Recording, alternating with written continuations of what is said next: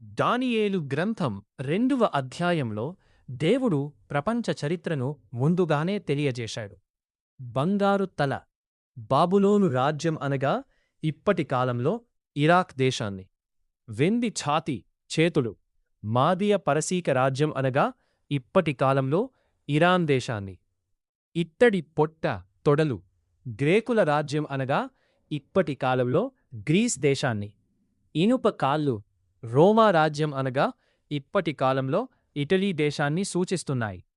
ఈ 4 మహారాజ్యాలు చరిత్రలో వచ్చి వెళ్ళిపోయాయి.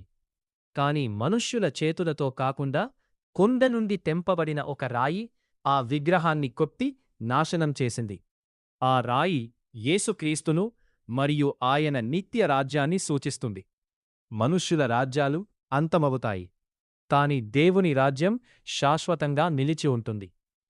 ఆ రాజ్యం ఎన్నటికినీ నాశనము కాకుండును. దానియేలు 2వ అధ్యాయం 44వ వచనం. యేసుక్రీస్తు రాజ్యానికి మీరు సిద్ధంగా ఉన్నారా?